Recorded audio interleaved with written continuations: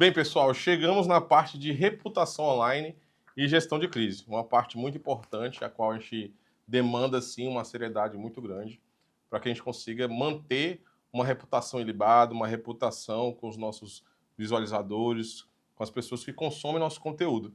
E isso é importante do início ao fim. Vamos à primeira parte desse assunto, que é a importância da reputação online. Se alguém agora pesquisar seu nome no Google, o que eles vão encontrar? Isso deve ser uma situação a qual a gente tem que pensar em todos os vídeos, em todas as mídias sociais que a gente utilizar para se comunicar. Vamos à parte, então, da importância da reputação online. O que é reputação online?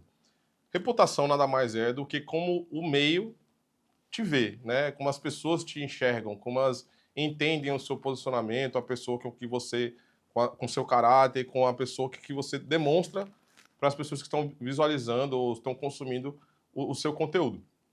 Isso é de importância, extrema importância, porque isso vai te dar tanta credibilidade para as pessoas que estão enxergando você, identificando o seu trabalho, consumindo o seu conteúdo de forma que as acreditem no que você está falando, ou que você também não influencie para o mal, ou que você faça de alguma forma que prejudique outras pessoas. E a reputação é exatamente isso. A reputação online não deixa de ser a reputação que você tem na sua vida real, na sua vida normal, só que no meio online, onde muitas outras pessoas estão te observando, onde o seu conteúdo pode chegar em situações, em locais que você nunca imaginou. E por isso a importância de a gente zelar por essa reputação. É a gente fazer com que as pessoas enxerguem de fato a pessoa que nós somos, o caráter que nós temos, e que isso não seja manchado por alguma má informação ou uma colocação errônea, uma frase fora de contexto e coisas que nós precisamos se preocupar para que as pessoas vejam a gente de uma boa forma. Nada mais é do que a percepção pública que as pessoas vão ter do seu nome ou da sua marca, de fato, do trabalho que você vem desenvolvendo, do conteúdo que você proporciona para as pessoas. O impacto que uma boa percepção pública pode causar para os seus negócios seria principalmente a credibilidade. É quando você fala algo e as pessoas entendem aquilo e você tem uma autoridade ou você tem uma reputação a zelar, alguma coisa que as pessoas entendam que você tem uma. Podem confiar de fato no que você fala. Isso é de extrema importância, porque além de bons negócios que você pode fechar com isso, das pessoas ouvirem o que você fala, você conseguir influenciar pessoas para fazer alguma ação, uma venda ou conteúdo que você mostra na internet, as pessoas consigam identificar que é um conteúdo real, que tem credibilidade, que as pessoas podem confiar no que você está falando, é muito importante, principalmente para os negócios. Quando você tem credibilidade no que você fala, você pode influenciar pessoas a comprar produtos, coisas que você utiliza no seu dia a dia. Por exemplo, eu uso uma câmera da Sony, essa câmera eu gosto muito dela, porque funciona assim, funciona assado. Então, tendo credibilidade, faz com que eu possa passar essa informação de uma forma que as pessoas acreditem que seja uma informação real, verídica e que, de fato, faça algum sentido positivamente. Tendo uma boa reputação, isso, além de trazer credibilidade, pode me dar ótimas oportunidades de negócio. Quando você consegue influenciar pessoas a comprar algum equipamento, a comprar algum produto em específico que você esteja falando na sua live, ou trazendo as pessoas para pensar em alguma situação de ajuda coletiva, alguma coisa do tipo. Então, credibilidade é uma situação a qual você precisa ter para que as pessoas acreditem no que você fala, acreditem nas informações que você tem passado. A reputação online também traz uma relação com o seu cliente final ou com as pessoas que estão consumindo o seu conteúdo. Essa relação, quanto mais forte, quanto mais credibilidade você dá para o que você fala, quanto mais contexto você inclui as pessoas para aquela realidade, isso traz com que as pessoas tenham uma relação, uma afinidade maior com você. Então é importante que a gente trate a nossa imagem pública de uma forma muito cautelosa, a qual é importante que as pessoas entendam você e acreditem no que você fala. Então, como construir e manter uma imagem positiva para as pessoas que consomem nossos conteúdos? Primeiro passo, uma presença digital coerente. Uma imagem que você passa para as pessoas, você tem um Instagram bem organizado, o seu YouTube, a sua página no YouTube ser bem organizada, as pessoas olharem, identificar passo a passo do seu trabalho, como obter informações. Isso traz credibilidade, isso traz uma presença e um caráter positivo para que as pessoas consigam acreditar e confiar nas informações que você fala. Então, muitas vezes, a gente peca em deixar desorganizado o nosso meio de trabalho, o nosso Instagram, nossas redes sociais, e a pessoa entra lá, fica perdida, fala, caramba, isso aqui está tudo desorganizado, tudo mal feito. Não passa credibilidade. Então, a pessoa, muitas vezes, você pode estar falando algo que tenha toda a realidade, que seja algo que as pessoas deveriam acreditar, mas por você não cuidar, não zelar da sua imagem pública, né, social e digital, as pessoas não levam aquilo a sério, ou muitas vezes não levam com tanta seriedade como deveria ser feito. Um ponto, tenha redes atualizadas, perfis atualizados, a qual as pessoas possam entrar e saber do conteúdo que você fala, sobre as informações que são necessárias, as informações de uma forma geral que as pessoas buscam, como, por exemplo, o seu nome completo, onde nasceu, idade, os estudos que você tem, se tem faculdade, se tem curso de alguma coisa, que trazem cada vez mais credibilidade para o que você aborda no seu conteúdo. Outro ponto muito importante também é a sua identidade visual. Isso traz sempre uma conexão maior com as pessoas que estão te observando, que estão consumindo o seu conteúdo. Quando você vai se comunicar com jovens, é interessante que você tenha um conteúdo, uma imagem do seu perfil, todo um aparato nas suas redes sociais, a qual as pessoas se identifiquem com aquilo, né? Ou quando você vai fazer um trabalho, por exemplo, com câmeras, você vai gravar, você vai trazer conteúdo de filmes e algumas situações, é importante que as pessoas entrem nas suas redes sociais e se identifiquem com aquilo. Entenda que não tem como eu falar, por exemplo, de carro e você entrar no meu Instagram e lá só ter produto de câmera, de telefone, celular, alguma coisa do tipo, que foge do conteúdo que você aborda. Então, seja coerente nas informações e nos dados que você passa para as pessoas te buscarem no Instagram, nas suas redes sociais. Busquem também trazer conteúdos de valor, a quais esses conteúdos possam agregar de alguma forma as pessoas que estão observando, que estão consumindo o seu conteúdo. Conteúdos que busquem entreter, que busquem ensinar, que buscam trazer algo de melhor para as pessoas. Outra parte muito importante também é o nosso relacionamento com a audiência, como a gente trata as pessoas que vêm no nosso chat, sempre escutar de forma ativa, né? Ouvir o que as pessoas têm a dizer, fazer com que elas participem, que elas sejam escutadas. Isso demonstra também que você quer que essas pessoas participem do seu conteúdo, que as pessoas têm importância para você. E quanto mais você traz as pessoas importantes para você, e quanto mais as pessoas se enxergam importantes na sua comunicação, mais elas vão participar. E isso é uma bola de neve para o bem, né? Você consegue trazer com que as pessoas criem esse conteúdo, participem do seu conteúdo, crie comunidade, que é importante também. Então, tudo isso faz parte de como as pessoas vão te enxergar. A partir do momento que você se dispõe a aparecer para as pessoas, você tem uma reputação a zelar. Você precisa que as pessoas te deem credibilidade pelo que você fala. Isso é importantíssimo. A gente não pode esquecer e nem tampouco cuidar mal da nossa visão, da visão que as pessoas vão ter no meio digital, ou seja lá qual for. Outra parte muito importante é o monitoramento constante dessas informações, sejam elas positivas ou negativas. Positivas é bom porque a gente vai fazer com que o nosso trabalho cresça, identificar os nossos pontos fortes e aprimorá-los ainda mais, utilizar mais os nossos pontos fortes,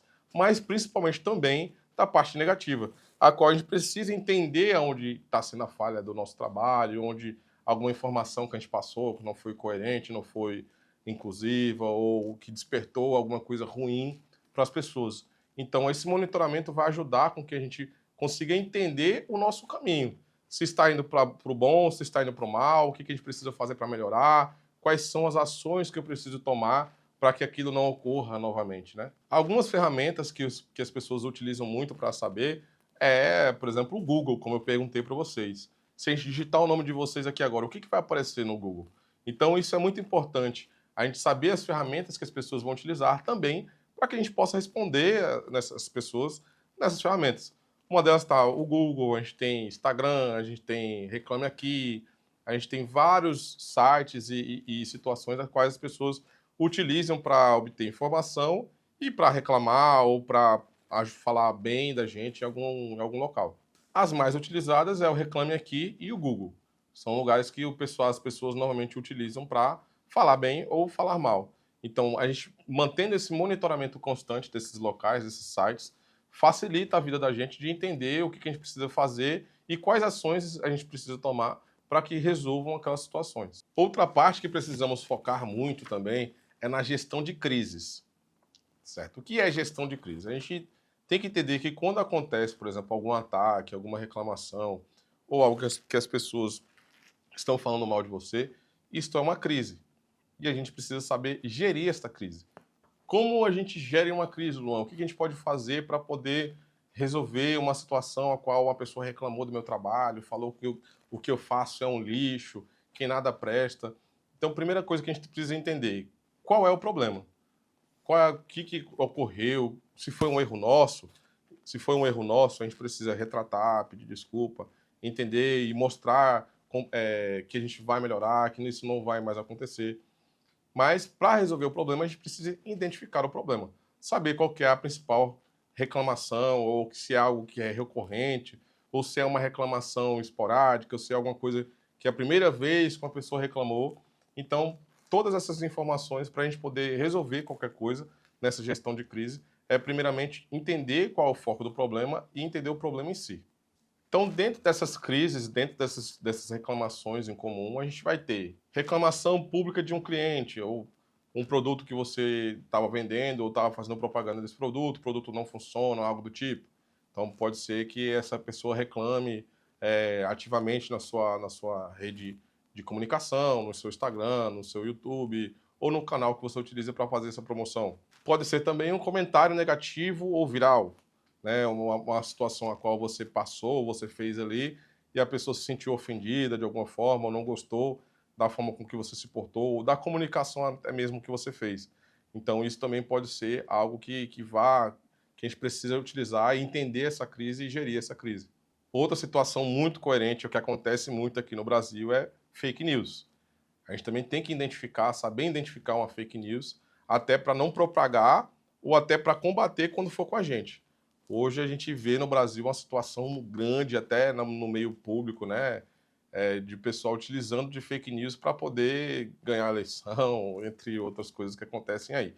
Então a gente precisa entender e buscar a fundo as informações a quais a gente passa para os nossos ouvintes, né? Para as pessoas que consomem nosso conteúdo. Sempre verificar essa informação antes de passar, isso é muito importante, né? Hoje a gente tem sites de várias denominações que fazem com que a gente consiga pesquisar, né? Próprio Google, entre outros sites também, que utilizam para poder verificar se aquela informação é verídica, se tem embasamento o que a gente está falando, entre outras coisas. A gente tem até IA, né? ChatGPT, Gemini, entre outras situações aí, outras IAs que você pode utilizar também para saber se aquela informação é verídica, se tem um conteúdo em outros sites, se outras pessoas estão falando a mesma coisa, para você também se embasar e não correr o risco de estar passando uma informação falsa, né? Uma fake news.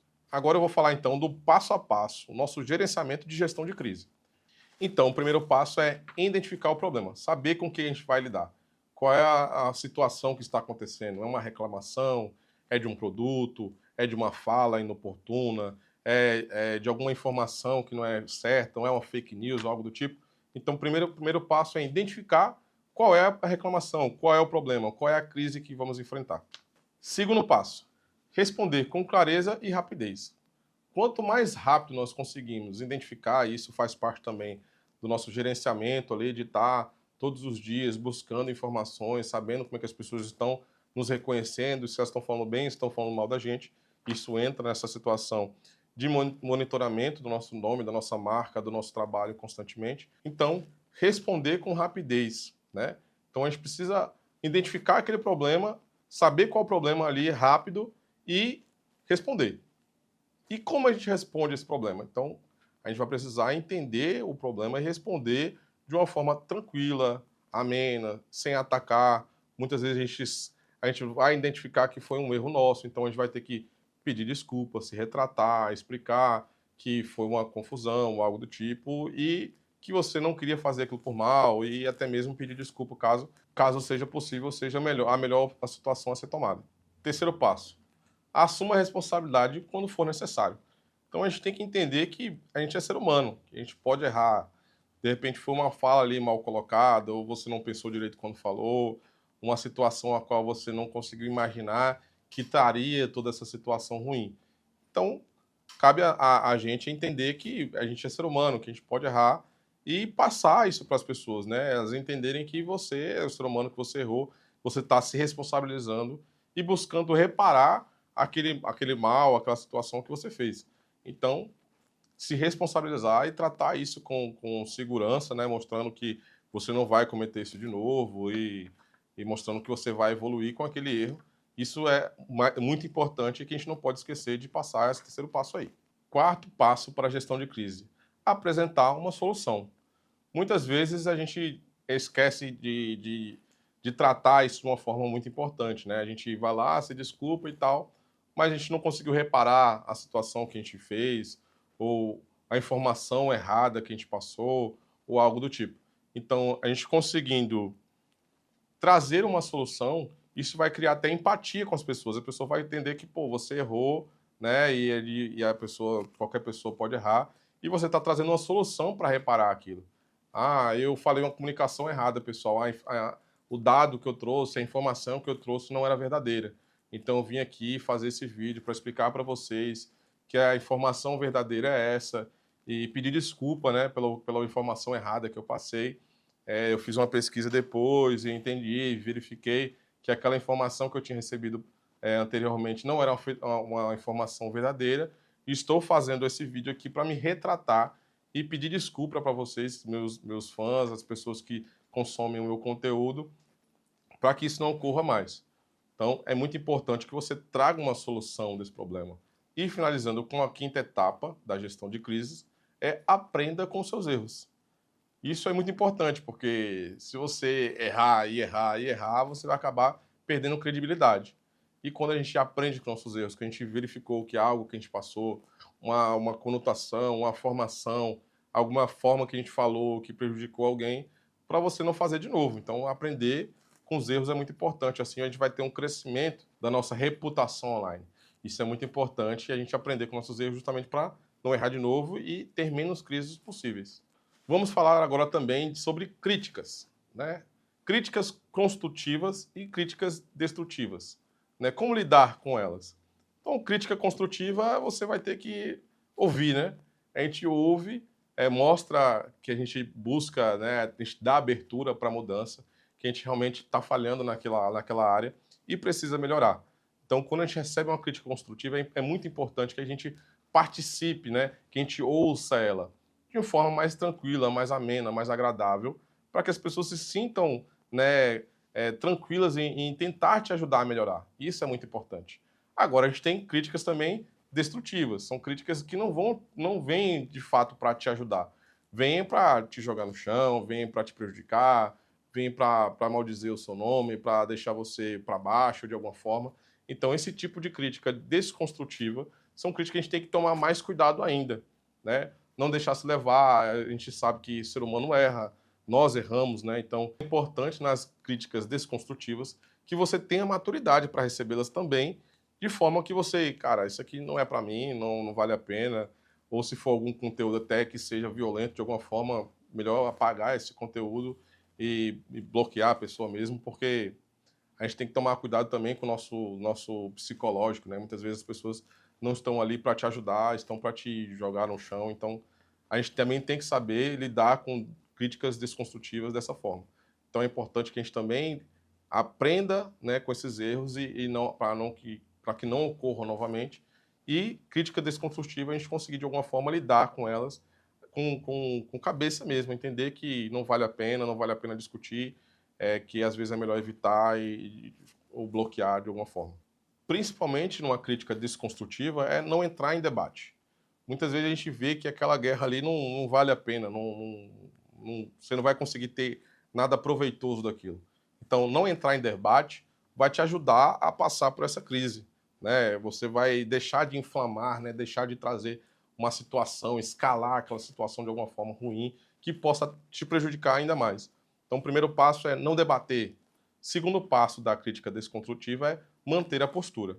a gente tem que entender e ter uma seleção, né, de a gente conseguir entender que às vezes não vale a pena debater e não vale também baixar o nível, né? A gente não vai ter proveito algum de você tentar, de alguma forma, baixar o nível, começar a xingar a pessoa. Aquilo ali não vai te levar a nada, pelo contrário, só vai te prejudicar ainda mais. Então, manter a postura é algo muito importante numa crítica desconstrutiva. E no mais, se for alguma coisa que realmente que você precisa resolver, você pode também solicitar que a pessoa entre em contato com você de uma forma privada, né? Ali você vai conseguir entrar e conversar com a pessoa, de repente, numa chamada, ou então no inbox ali, você consegue manter aquilo sob controle e você conversar com a pessoa de uma forma que você consiga resolver o problema. Que não fique algo aberto para o público e as pessoas ali dando pitaco, inflamando, prejudicando ainda mais o cenário que está acontecendo ali. Então é importante também pensar por esse lado de levar, de repente, essa conversa, essa situação de uma forma mais privada, a qual você consiga resolver mais tranquilamente, sem outras pessoas dando pitaco, outras pessoas de alguma forma prejudicando ainda mais essa situação.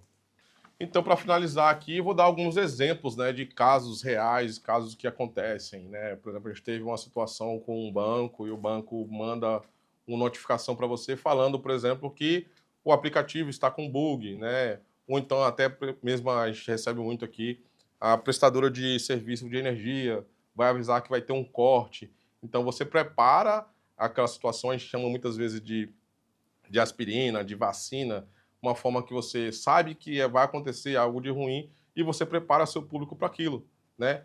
Ó, pessoal, amanhã, infelizmente, eu vou precisar fazer uma ida ao médico, eu vou precisar levar a minha mãe para algum lugar e eu não vou conseguir fazer a live. Então, você, por exemplo, deixa, né, de evitar uma crise, você faz com que aquela crise não exista, o pessoal reclamar, pô, mas um dia que não está fazendo live, como assim? Cadê você e tal?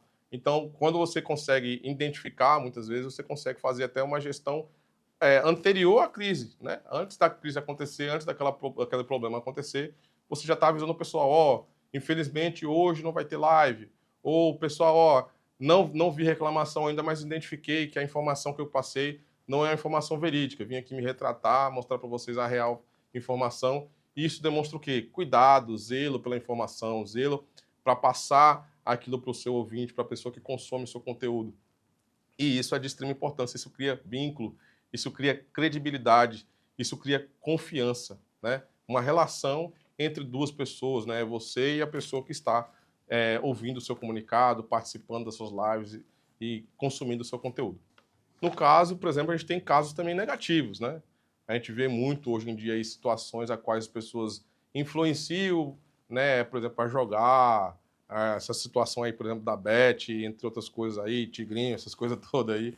Então, isso é legal, isso vai ajudar as pessoas, isso traz uma credibilidade no que você está falando, ou pelo contrário, isso vai fazer com que você seja, as pessoas não confiem tanto em você, que você tenha menos credibilidade, que o seu posicionamento social, o seu posicionamento nas redes sociais e a forma com que as pessoas te enxergam seja uma forma ruim.